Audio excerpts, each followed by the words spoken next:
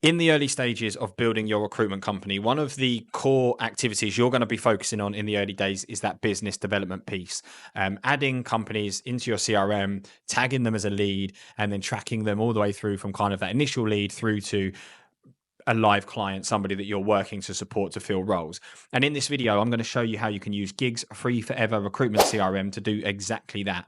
Now, for anybody that's unfamiliar with Giig, we are giving away a free recruitment CRM to solo founders. The reason that we're doing it is that we understand when you're starting a recruitment business, it's important to have a CRM somewhere where you can track all of your data. But at the same time, when you're starting out, you want to keep costs low and you don't want to spend crazy money on recruitment software. So we've built a free forever platform that you can start using that has no trial period and it places no restriction on the amount of data that you can store in it. So we try to make it as open as possible. And all you need to do to get going is provide us with an email address. There is no credit card details required or anything like that. You can set up an account with simply an email in roughly about 4 minutes. Pipeline here and how you can use it for your BD work. But to start at the top, I'm going to show you how you add companies into your database. So to add companies into the database, you can either do it by the LinkedIn Chrome extension, which is part of Plus, or if you are a free user, you come up to the company option, you select company, it brings up this form, all fairly standard stuff that you can fill in yourself. Once you've done that, you click create, and that's then going to add a company into your database for you. Once you've added the company into the database, you've then got the ability to start adding contacts into that company as well. So again, fairly simple. Put all the information in for the contact, and then down here you can see add contact to, and you can just run a search here. So if you're looking for a specific company, you can pick that up and attach the contact to it. So then once you've added a company, you might end up with a company card that looks like this, where you can leave notes, have contacts, any jobs for that company's candidates associated to that company, all that kind of stuff. And you can see here that you have the company database view. So then between the company database view, you can see you also have pipeline. So you can switch between the company's database down here, company's pipeline down here, same thing up here, database pipeline. And this is ultimately just a drag and drop tool that you can use to start tracking your companies down your business development pipeline. So to add a company as a lead, I'll show you how you do that. If you come into the database, I'll just use Giig as an example. You've just got this company status down here. If I change that to lead, I'll say, okay, Giig are a lead that we're going to start chasing.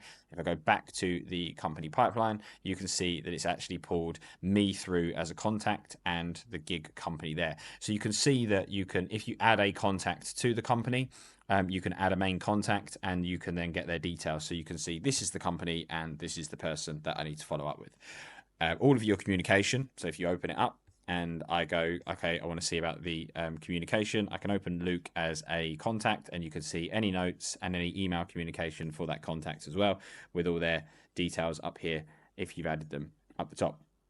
And then simply you could just start dragging the companies along the pipeline. So as you move them down, just drag and drop until you get to the point where you drag them into the terms agreed section.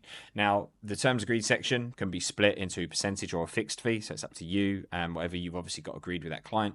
If you lock that percentage in, so if I save that as terms agreed, that the system then, when you start adding jobs to that company, will start to calculate the fees for you based on the agreed fee that you entered. You can change that down here at any time if you need to.